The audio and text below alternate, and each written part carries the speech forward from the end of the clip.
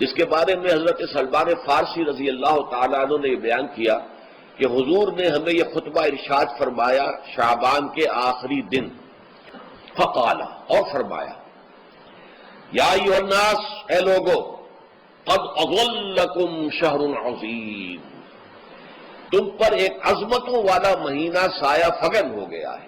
ظل کہتے ہیں سائے کو، اظلکم تم پر سایہ فگن ہو گیا ہے، ایک بہت عظمتوں والا مہینہ۔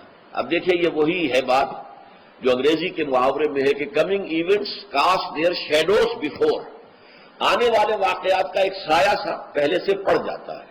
تو ابھی مہینہ شروع نہیں ہوا رمضان مبارک کا، لیکن وہ آیا چاہتا ہے، تو گویا کہ اس کا ایک سایہ پہلے آ گیا ہے، جس کو حضور فرما رہے ہیں کہ تم پر سایہ کر لیا ہے ایک ایسے مہینے میں کہ جو بہت عظمتوں والا ہے۔ شہر مبارک، وہ مہینہ بہت برکتوں والا ہے۔ شہر فیہ لیلۃ خیر من الف شہر، یہ وہ مہینہ ہے کہ جس میں ایک رات وہ بھی ہے کہ جو 1000 مہینوں سے افضل ہے۔ اور یہ ظاہر بات ہے قرآن مجید کی صورت ہے مکمل، انا انزلناہ فی لیلۃ القدر وما ادراک ما لیلۃ القدر لیلۃ القدر خیر من الف شہر، اس کی طرف اشارہ ہے۔ اب اس کے بعد جو جملہ ہے، جعل اللہ صیامہ فریضۃ، اللہ نے اس مہینے کا روزہ رکھنا فرض قرار دے دیا ہے۔ وقیام لیلہ، ایک تو قیام اللیل کے لفظ پر غور کیجیے، اور اس کی راتوں کے دوران کھڑے رہنے کو تطوعا، آزاد مرضی پر چھوڑ دیا ہے۔ کتب علیکم الصیام کما کتب علی الذین من قبلکم لعلکم تتقون، تاکہ تمہارے اندر تقوی پیدا ہو جائے۔ اب یہ ہے حکمت صوم کی پہلی آیت۔ تقوی کسے کہتے ہیں؟ بچنا۔ کس چیز سے بچنا؟ اللہ نے جو چیزیں حرام کی ان سے بچنا، اللہ کے احکام کو توڑنے سے بچنا۔ جب رمضان کا مہینہ وہ ہے کہ جس میں قرآن نازل کیا گیا، اب جو شخص بھی اس مہینے کو پائے اس پر لازم ہے کہ اس کے روزے رکھے۔ ہاں، من کان مریضا او علی سفر، جو شخص ہو مریض، بیمار ہو یا سفر پر ہو، فعدۃ من ایام اخر، تو وہ تعداد پوری کر لے دوسرے دنوں میں۔ یرید اللہ بکم اليسر ولا یرید بکم العسر، اللہ تمہارے ساتھ آسانی چاہتا ہے، سختی نہیں چاہتا۔ اچھا، روزے کا اس سے تعلق کیا ہے یہ سمجھ لیجیے۔ دیکھیے، ہمارے گناہوں کا سب سے بڑا سبب ہمارے نفسانی تقاضے ہیں۔ ہم ایک حیوان بھی ہیں، اور حیوان سے بڑھ کر بھی کچھ ہے، وہ میں بعد میں عرض کروں گا، لیکن حیوان تو ہے۔ جیسے ہر حیوان کو کچھ خوراک کی ضرورت ہے، ہمیں بھی ضرورت ہے۔ ہر حیوان کو بقائے نسل کا معاملہ جنسی ہے، وہ ہمارا بھی ہے۔ ہر حیوان کو کوئی نہ کوئی سر چھپانے کی جگہ چاہیے، کوئی گھونسلہ ہو، کوئی کھو ہو، کوئی بل ہو، کچھ بھی ہو، کچھ چاہیے آتے۔ اسی طریقے سے ہمارے سارے تقاضے ہیں۔ حیوانات کو بھی آرام چاہیے، ہمیں بھی آرام چاہیے۔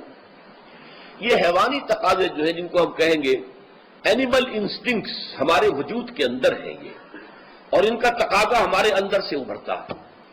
یہ جو کیفیت انسان کی ہے، اس کے لیے ایک مشق جو ہے وہ روزہ فراہم کرتا ہے۔ روزے کے آپ نے 12، 13، 14 گھنٹے کا بھی روزہ ہوتا ہے، بعض جگہوں پر 16، 17 گھنٹے کا روزہ ہوتا ہے۔ اس عرصے میں آپ اپنے نفس کو حلال چیزوں سے بھی روکے رکھتے ہیں۔ اس منہ گھوڑے کو، منہ زور گھوڑے کو جو ہے آپ اس کی لگام کس کر رکھتے ہیں کہ حلال بھی نہیں کھانے دے رہے۔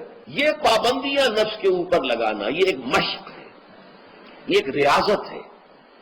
اس ریاضت کا حاصل یہ ہونا چاہیے کہ انسان بقیہ 11 مہینوں میں اپنے آپ کو حرام سے تو بچائے نا۔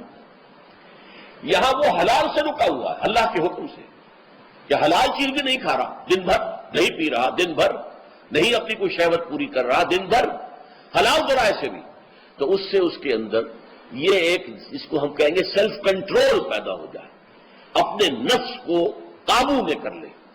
یہ گویا کہ اس کا سب سے پہلا اس روزے کی ریاضت، روزے کی مشق کے حوالے سے یہ اس کی حکمت ہوئی کہ اس سے کے ذریعے سے انسان میں سیلف کنٹرول پیدا ہونا، ضبط نفس۔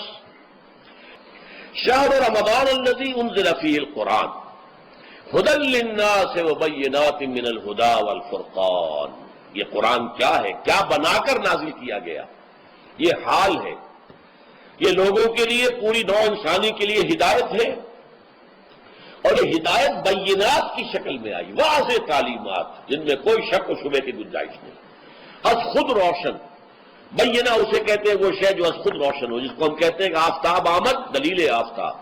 جب سورج طلوع ہو گیا تو اپنے وجود پر وہ خود دلیل ہے، اسے کسی اور دلیل سے ثابت کرنے کی ضرورت نہیں ہے، از خود واضح۔ تو بینات من الہدیٰ، جو قرآن کی بنیادی ہدایت ہے وہ بینات پر مشتمل ہے، واضح چیز ہے، جو انسان کے لیے، اس کی فطرت کے لیے جانی پہچانی چیزیں ہیں۔ یہ کوئی باہر کی چیز نہیں آ رہی ہے، اس کے قلب کی گہرائیوں کے اندر یہ سب کچھ موجود ہے، اور اس کی گواہی اس کے قلب کی گہرائیوں سے نکلتی ہے۔ جہاں دیکھنا تقریر کی لذت کے جو اس نے کہا، میں نے یہ جانا کہ گویا یہی میرے دل میں ہے، اس نے تو میرے اپنی فطرت کی ترجمانی کی ہے۔ والفرقان، بینات من الہدیٰ والفرقان، یہ بینات کا اطلاق فرقان پر بھی ہو رہا ہے، حق و باطل کے اندر فرق کر دینے والی شے۔ بین صورت میں یہ حق ہے، یہ باطل ہے، یہ جائز ہے، یہ ناجائز ہے، یہ غلط ہے، یہ صحیح ہے۔ یہ ہے قرآن مجید کی عظمت کا بیان۔ ان رسول اللہ صلی اللہ علیہ وسلم قال، کہ اللہ کے رسول صلی اللہ علیہ وسلم نے فرمایا، الصیام والقرآن یشفعان للعبد، روزہ اور قرآن بندے کے حق میں شفاعت کریں گے۔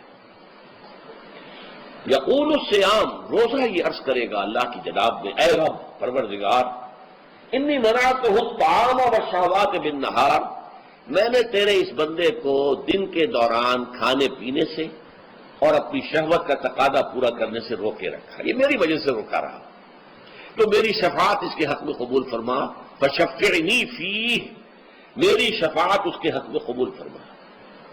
ویقول القرآن، قرآن کیا کہے گا، منعہ النوم باللیل، میں نے اسے رات کے وقت سونے سے، نیند سے روکے رکھا، فشفعنی فیہ، تو اس کے حق میں میری شفاعت قبول فرما۔ حضور فرماتے ہیں فیشفعان، ان دونوں کی شفاعت قبول کی جائے گی۔ یہ ہے قیام اللیل۔ کہا یہ میرے لیے، الا الصوم فانہ لی، یہ میرے لیے، وانا اجزی بہ یا اجزا بہ، میں خود ہی اس کا بدلہ دوں گا یا خود ہی اس کی جزا ہوں، خود ہی اس کی جزا ہوں۔